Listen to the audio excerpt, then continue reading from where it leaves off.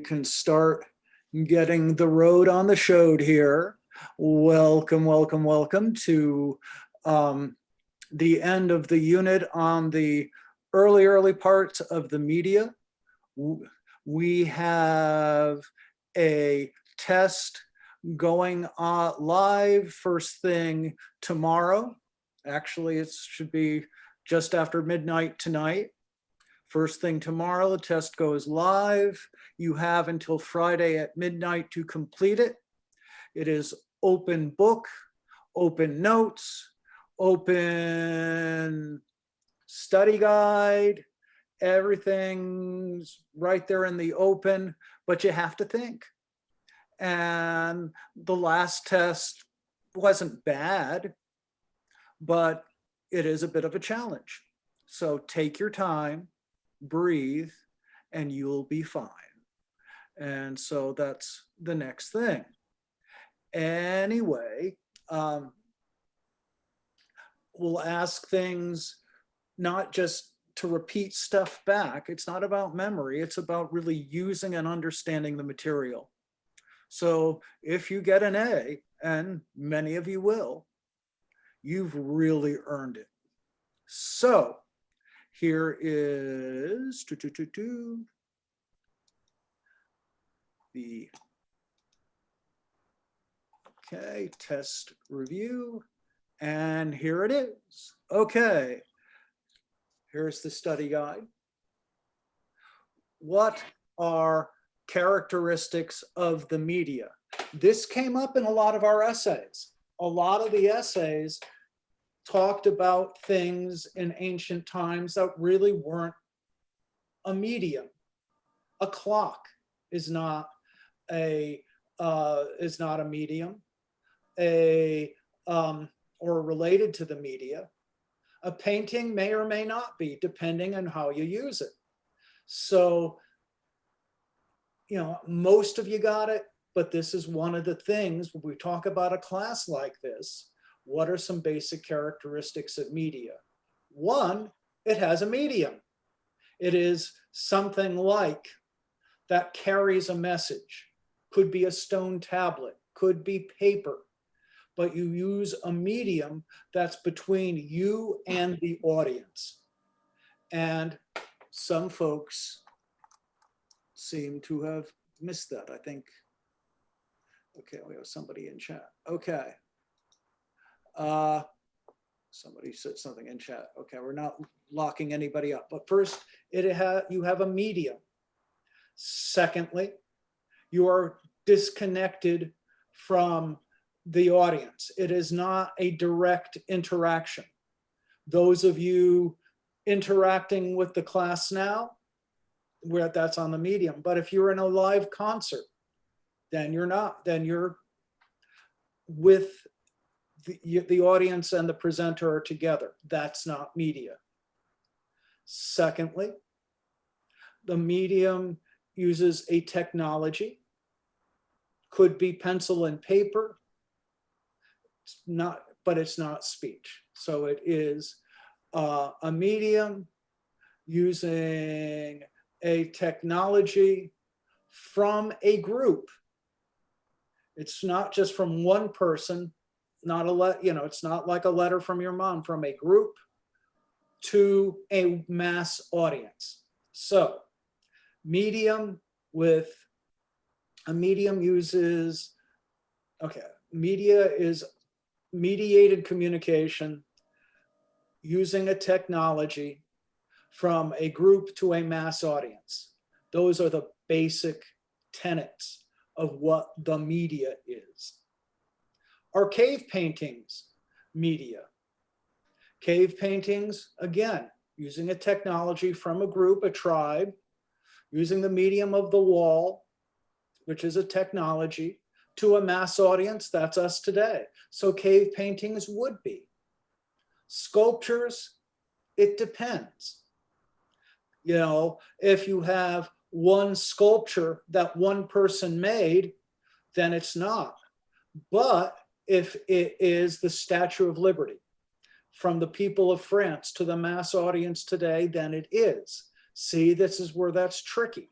I'm not going to ask anything like that on the test. It's going to be pretty cut and dry. A live concert? No, because you are in the same room with whomever you're talking to. So cave paintings, yes. Sculptures, it depends. Live concert, no. I won't give you any squishy, it depends. It will be a yes or a no. Why did writing start? To keep track of transactions, to keep track of business. The lesson there is that the media has always been a business. What difference did the alphabet make? The alphabet made it phonetic. So you could talk, you could go to a much wider audience. It's not just pictograms. It enables you to speak and transmit to a much bigger audience, which is one reason why the Iliad and the Odyssey survived, and the early books of the Bible. And a lot of people who, okay, that brings us to number 5. What texts? Iliad, the Odyssey, and the Bible.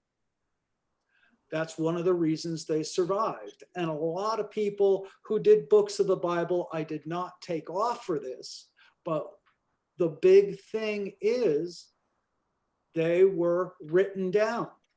A lot of other things that had been written beforehand never made it to the modern times because they weren't written down. So Iliad, the Odyssey, the Bible. Hey, Dr. Z. Why did Greek culture and ideas take root in Western civilization? Again, written down in a common language. And the Greeks had an empire. Alexander the Great spread Greek culture through Egypt, the Middle East, and into India. So they had an empire with a common language that was written down. That's the point of this class. Why was Caesar's Acta Diurna significant? That was the first daily newspaper. It means my day by Julius Caesar. So he said every day what he was up to, and it made him a media star. Know anybody else lately who's been a media star that got to be big in politics? How did writing aid the spread of Christianity? Again, you had the Roman Empire, a common language. It was written down. The epistles, the Gospels were all written words that were able to be transmitted throughout the empire in a common language, which was Latin. How did Islam become a dominant religion and the culture? And what did that have to do with the media? Because again, the Quran was written down. It started a common language, Arabic. There were a lot of different languages, but Muhammad put the folk tales and the traditions together in a common language, and that unified the Arab world. Okay. Somebody had a question. Yeah, someone asked me to slow down, which is okay. Yeah, I missed 7 and 8. 7 and 8. Okay. I missed everything from 3 to 10. We will go back over these. Okay. I'm going to go over them and I will slow down a little bit since some people have asked, and I do appreciate that. Okay. So, well, we'll go back over. Okay. What ones do you want to repeat here, folks? Number 6. 6. Greek culture had spread because they had an empire and a common language. So everybody was speaking the same language all over, and it was all, again, written down, Greek. Acta Diurna, someone asked about, was a daily newspaper by Julius Caesar, how Caesar talked about everything he did every day, so he became famous. 5, what texts the Bible and the Iliad and the Odyssey? Again, that common language. 3, why did writing start? because writing started because to keep track of transactions, little hash marks that made cuneiform writing. That begat, that began writing. And the point was, writing is always a business. 7, again, Acta Diurna. That's daily news, first daily newspaper, My Day by Julius Caesar, made Caesar famous. How did writing aid the spread of Christianity? Writing spread Christianity because it is a common language and it was written down. The epistles and the gospels were written down, transmitted in a common language, Latin, throughout the Roman Empire. Again, writing and media changed everything and helped make this, help the spread of Christianity. Hey, Mr. Z. Yeah. What was the back half of what you just said? The epistles and what else? The epistles and the gospels. Thank you. Okay, someone 4. What difference did the written alphabet make?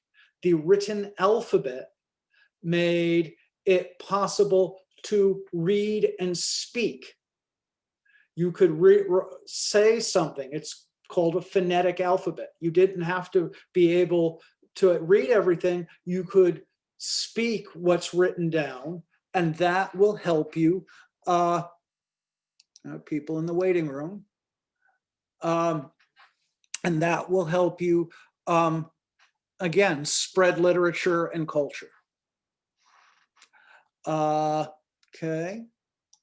1 and 2 again.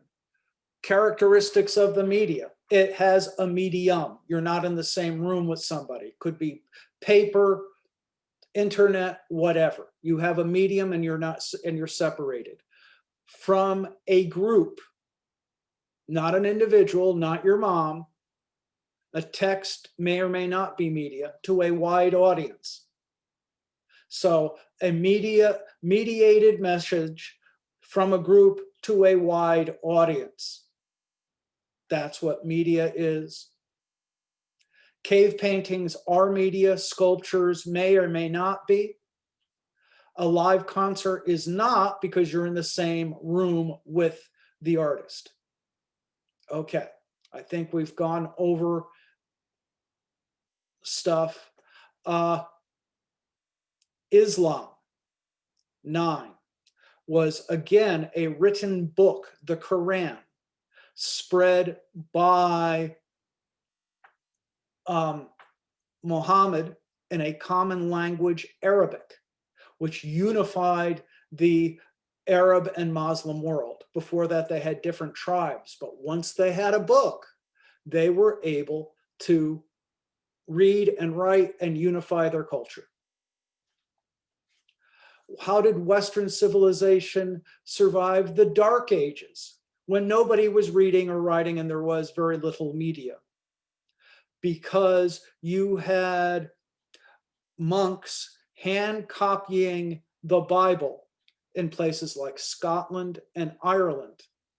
And those monks became teachers on the continent. They preserved the Bible as Western culture and Latin writing, which unified, again, the culture.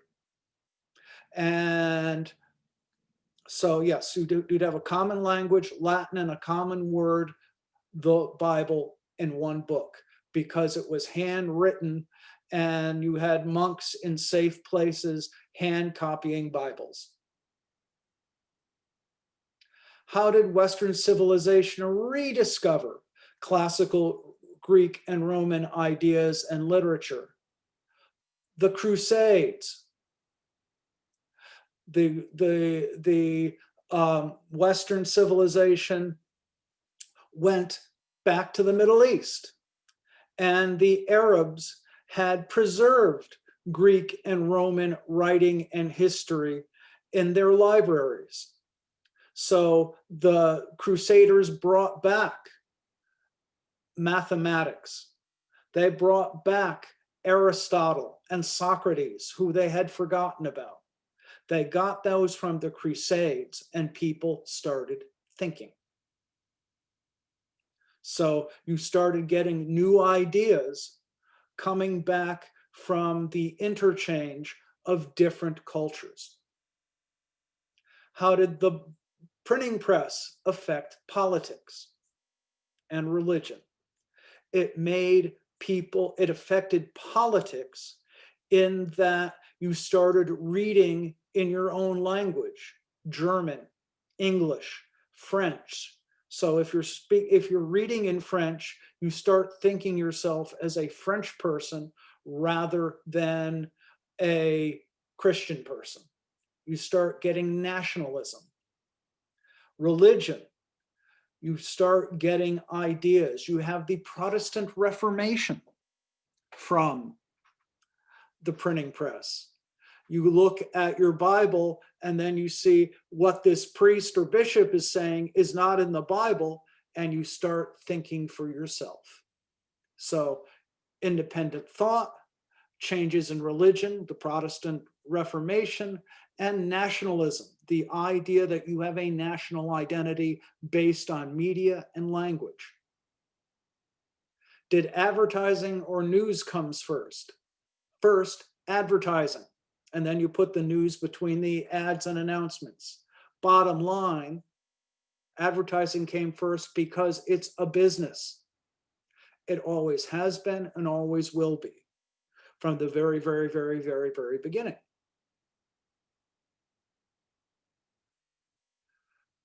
When did the concept of unbiased reporting comes from? Not until the 20th century. What does the concept of unbiased reporting have to do with the First Amendment? Nothing. They expected at the time of the Constitution for everything to be biased, to be all opinion. You know, this whole stuff about bias that people get all hung up about in the media, guess what? It's always been there. The First Amendment protects your right to speak freely, which includes your right to be wrong, your right to be offensive. But there's no requirement that it has to be true or that it has to be unbiased.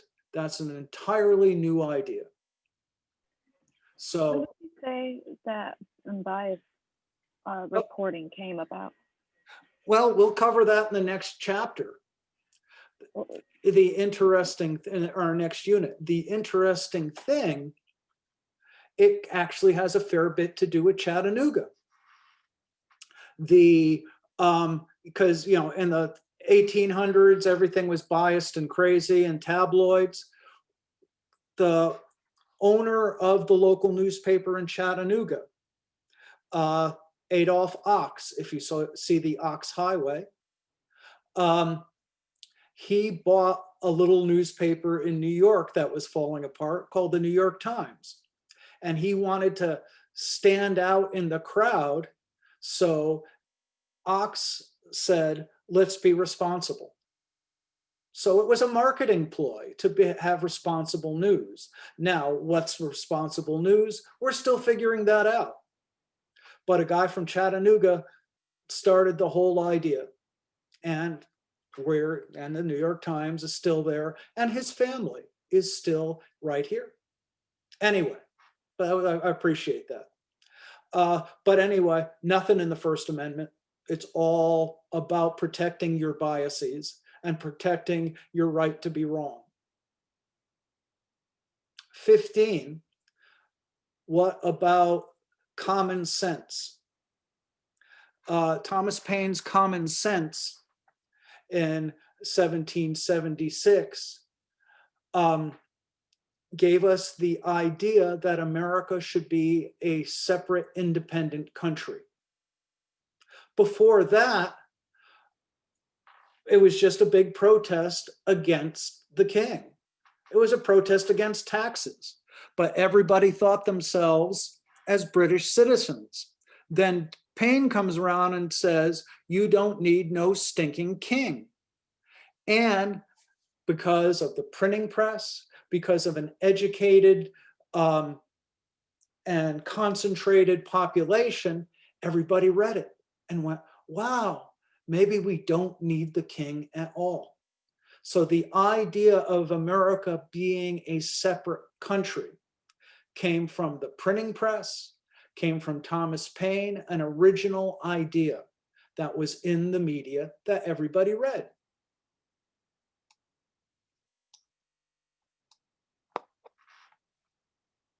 Okay. What did the American revolutionaries think about free speech and free press? They didn't care. American Revolution had nothing to do with free speech. It had everything to do with being a separate country and taxes. The Americans burned down and jailed pro-British press. The British jailed and ruined American press. So free speech, nothing to do with it. Nothing to do with the revolution. That came later. What about Ben Franklin? You said it had everything to do with what? I'm sorry. Okay. The revolutionaries had nothing to do with free speech. It'd be about being a separate country and about protesting British taxes. But free speech was not part of the American Revolution. Ben Franklin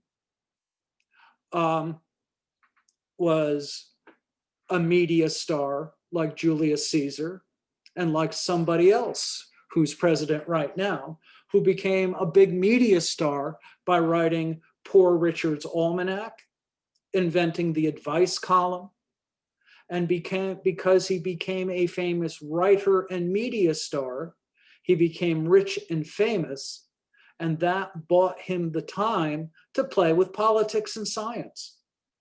But being a media star made him famous, made him rich, and gave him the time and the money to play politics, just like Julius Caesar 2,000 years earlier. Again, the media made him famous and made him rich and famous. And that gave him time to play politics and science. Okay. 5 protections in the First Amendment. First, the first part of the First Amendment is the Establishment Clause, that there will be no state religion. Because the Europeans did not want, the Europeans had civil wars over religion, and we're not gonna fight about religion in this country, ha ha. But that was the idea. You could have no state religion, but you could practice your religion any way you want. Catholic, Protestant, Jewish, Muslim, Hindu, that's your business. So the first 2 are freedom from religion and freedom to practice your religion. 3, free speech and free press. That's the third part, free speech and free press.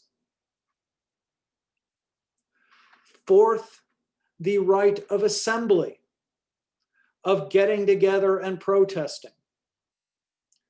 5th, the right to redress grievances, the right to protest and say something is wrong, the right to complain. So I will repeat those. First, no state religion. Second, that you can practice religion any way you want. Third is free speech and free press. 4th, the right to assemble And fifth, the right to complain and protest. Okay. What does the First Amendment protect us against? Government censorship, government intrusion into our lives, protects our privacy. What about, so the government can't keep you from having free speech. What about private activities or businesses? They could do whatever they want. They could shut down free speech. This is why Facebook and Twitter and Reddit and TikTok and all of those are such big deals, because they can cut down your free speech. They can limit, they can say no to whatever. They can say no to liberal or conservative or hate speech.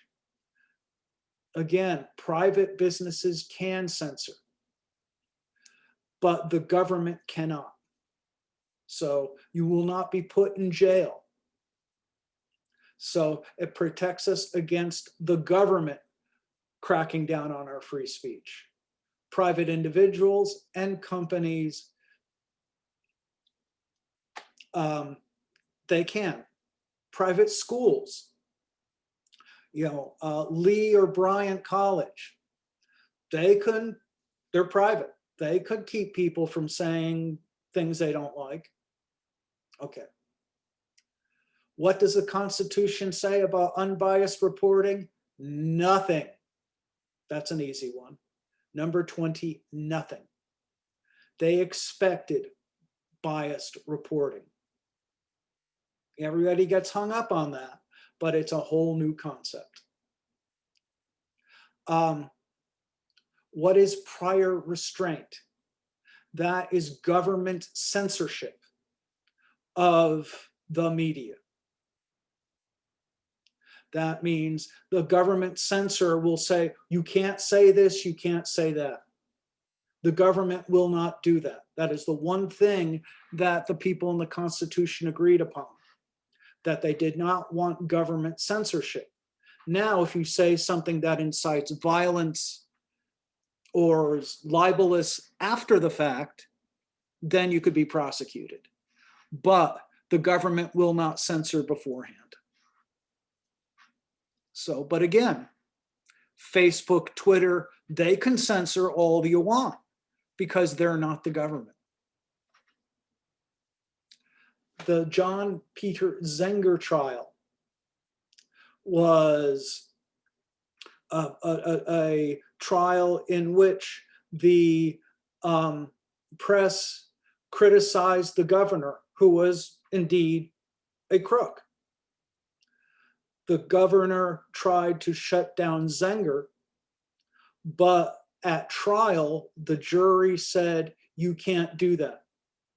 That it established your right to speak truth to power. It established the right of truth.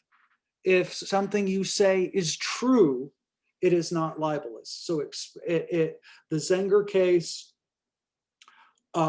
established truth as a defense for libel and your right to speak your truth to the powerful. Alien and Sedition Acts of 1798 allowed the government to jail people they didn't like. So what does that demonstrate? It demonstrates that we weren't really sure what we mean by free speech. It was a concept. It was an idea that they allowed, again, people who were critical of the government to be put in jail. And both Adams and Jefferson used it. So it demonstrates that we're not sure what free speech really means. And we're still wrestling with that today. Okay. So let us go back on ones you want to repeat. Give me some repeats. 14? 14. When did unbiased reporting come about? 20th century. What does that have to do with the First Amendment? Nothing. Okay. What other ones do you want to? Okay. 10? Okay, 10 and 17. 10. Western civilization survived the Dark Ages because we had monks copying down the Bible. You had people hand copying Bibles and using that as the primer for people to read throughout Europe. So that's how they got through. And 17, you ask, Ben Franklin became a media star by writing Poor Richard's Almanac. He became famous, and that made him wealthy. And again, like Julius Caesar, fame and wealth can lead to power, as we see today. 19, someone asks, what does the First Amendment protect us against? Government, against the government going too far. What does it say about private activities and businesses? Private people and businesses can limit free speech. Does not say anything about what you do in your business. Okay, 21. Prior restraint, government censorship before something is printed or broadcast. The government will not do that. That is the one thing that the framers agree upon, is that the government will not censor. You can be penalized after something is printed or broadcast, but prior restraint means the government will not censor the media. Okay, someone asked about 11 and 12. Western civilization recovered because of the Crusades. The Crusaders went to the Arab countries and they brought back from the libraries the Greeks, Socrates, Aristotle, the ideas of democracy, science, the number zero, algebra. How did Gutenberg's printing press affect politics? By creating nationalism, national languages, Spanish, French, German. You don't think of yourself as a Christian anymore. You think of yourself as Spanish or French. Religion, the Protestant Reformation, that came from the printing press. That you read your Bible and you see what you see in the Bible is not what the priest says, made people think twice. Others. When will I post this video on Canvas? In about an hour, hour and a half, whenever they process it. Other stuff.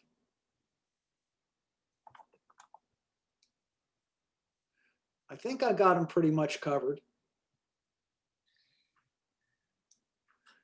Okay.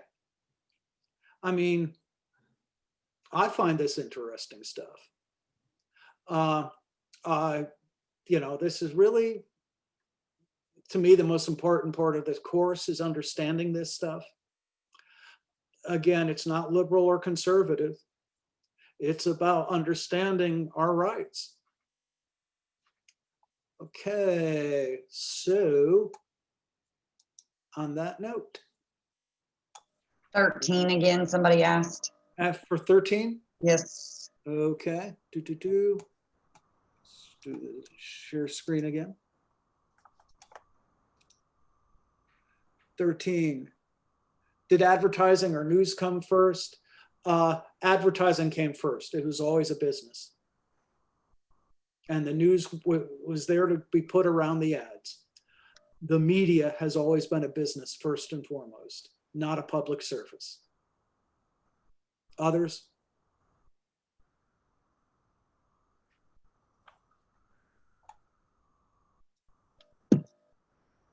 Okay. I think we done then. I appreciate it. I mean, this is important to me. I hope it helps you. But anyway, good luck with it. I'll be available to answer questions or problems on the test throughout it all. Nothing new on Thursday. Use the time to take the test, and I will post this in about an hour when I get it back. All right. Um, See you later.